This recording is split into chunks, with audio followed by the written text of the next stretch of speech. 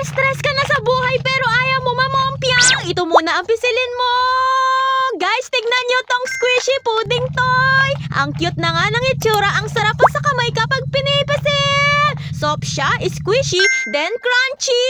Tapos may rebound effect. Kaya pagkatapos mong pisilin, pwede mo rin siyang balik sa shape. Parang may sariling comeback.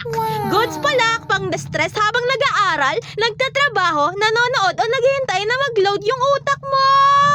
Kapag na-stress ka sa dami ng ginagawa, imbes na paulit-ulit mong pindutin ang refresh sa phone, ito na lang ang pisilin mo.